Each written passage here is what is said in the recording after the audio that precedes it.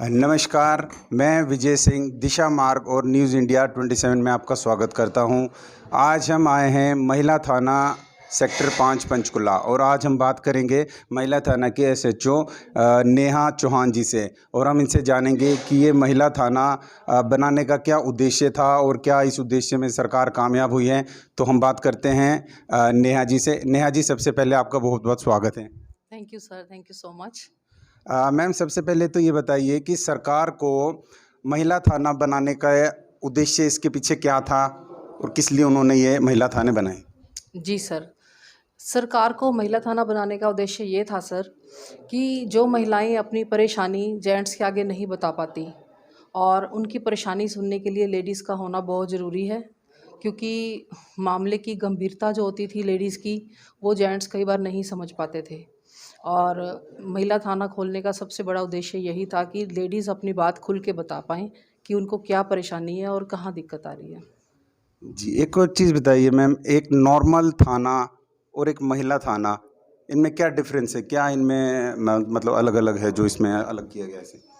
Normal थाने में sir ये है कि जो अपनी जेंट्स भी अपनी परेशानी बता सकते हैं, लेडीज़ भी, बड़े बुजुर्ग भी, हर कोई बच्चा भी है वो भी अपनी परेशानी बता सकता है।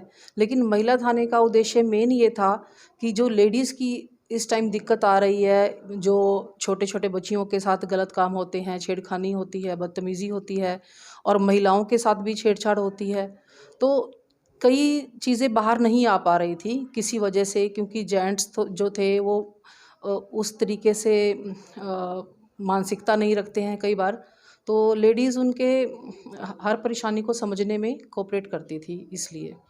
जी, मतलब कि ताकि महिलाएँ अपनी बात खुलकर आपसे कह सकें, इसलिए ये महिला थाने आपके से बनाए गए हैं। ये एक चीज़ और बताइए मैम कि इस थाने में किस-किस तरह के और केसेज़ आते हैं? कोई ख़ास केस जो आप बताना चाहें, हमारे दर्शकों से शेयर करना चाहें? जी, हमारे थाने में महिला रिलेटेड संबंधित केसेस आते हैं और बच्चों से संबंधित भी आते हैं और भी हस्बैंड वाइफ के झगड़ों के संबंधित केस आते हैं। और हमारा मेन मकसद ये होता है कि महिलाओं की परेशानियों को हल किया जाए किसी तरीके। अगर तो ऐसे केसेस हैं जिन्हें हम यहीं पे सॉर्ट आउट करें, जैसे हस्बैंड वाइफ के झगड़े हैं, उनको हम कोशिश करते हैं कि उनका घर बसे और उनकी परेशानियां जो है ठीक की जाएं। कई बार जेंट्स ऐसे होते हैं जो मानसिकता ऐसी रखते हैं कि लेडीज़ को नीचे दब के रहना चाहिए, और लेडीज़ को हम उनका हक दिलाने के लिए फ़ाइट करते हैं और उनको समझाते हैं जेंट्स को कि ये आपके बराबर हैं और इनको बराबरी का हक दीजिए। तो कई बार हम रिश्ते जोड़ते हैं। और इसके अलावा बच्चों से संबंधित केस आते हैं जिसमें हम गंभीरता को समझते हैं। छेड़खानी है, अगर किसी बच्ची के साथ दुष्कर्म हुआ है, उसमें हम मामले की जांच करके सही है उसको सज़ा दिलाते हैं और कार्रवाई करते हैं। कोई कोई ख़ास केस मैम जो आपके ज़हन में आता हो, उसके बारे में आप बताना चाहेंगे? खास केस सर ऐसे तो नहीं याद आ रहा, लेकिन चलो, मतलब बच्चों से संबंधित अगर केस होते हैं तो उस पे हमारा ज़्यादातर ध्यान ये जाता है कि बच्चों को न्याय दिलाया जाए, क्योंकि हस्बैंड वाइफ के झगड़ों में हम थोड़ा सा इसलिए ढील बरत देते हैं क्योंकि इनकी ऐसी मानसिकता होती है कि भी शायद ये घर बस जाए, इसलिए हम थोड़ा सा उनको लीनियट लेके चलते हैं। लेकिन अगर बच्चों के मामले अपराध सामने आते हैं तो उसमें हम बिल्कुल लीनियंसी नहीं करते हैं और शीघ्र अतिशीघ्र कार्रवाई करते हैं। ओके। मैम, किसी भी महिला को अगर कोई समस्या हो तो आप तक पहुंचने के क्या-क्या तरीके हैं? सीधा आपके पास आना पड़ता है या कोई हेल्पलाइन नंबर है, जैसा आप बताना चाहेंगे कुछ?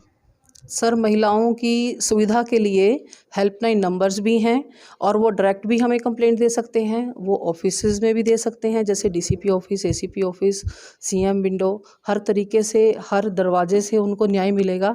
जहाँ पर भी वो कंप्लेंट देते हैं वो कंप्लेंट महिला थाने में पहुँच जाती है और उन्हें कॉल करके बुलाया जाता है और जो भी उनकी स्टेटमेंट रिकॉर्ड करके आगामी कार्रवाई अमल में लाई जाती है।